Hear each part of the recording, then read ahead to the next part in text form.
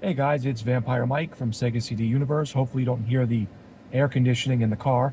I'm on a little break for lunch, and I wanted to just touch base and talk about Mato Anomalies, which I just beat this morning on the Xbox One. If you don't know what that is, I did a review on it recently. It's a cyberpunk futuristic noir turn-based RPG made by a Chinese company. Overall, I thought the game was decent. I didn't love it, and it definitely went downhill a little bit for me as the game went on, but I still enjoyed it. I don't want to spoil anything, but the reasons I gave the game a little bit of a lower score or wasn't as interested as the game went on was kind of like twofold.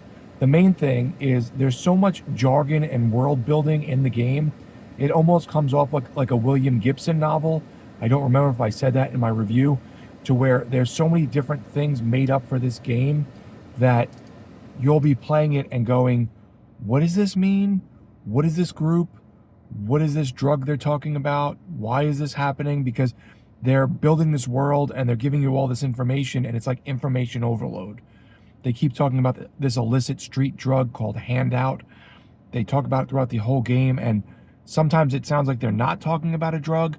So I don't know if it's that things were lost in translation or that they tried to make it very deep and wordy and interesting, and it just went over my head because I'm not a smart man. So I'm not sure. But that was my main problem with the game, and the game does get samey as you go on. It's like fight in these dungeons, talk to people, fight in these dungeons, talk to people, and it's not different enough to really get too exciting. My final real negative about the game was the last boss.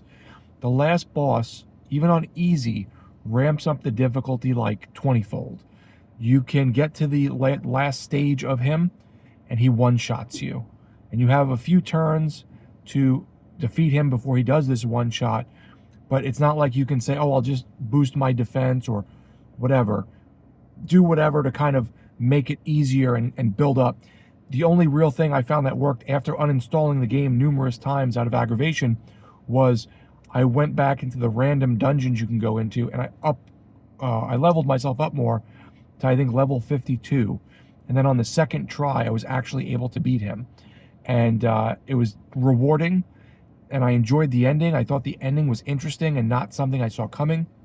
Has a little bit of that Omicron, the Nomad Soul kind of story to it in a sense, so I like that. But again, I don't want to spoil anything.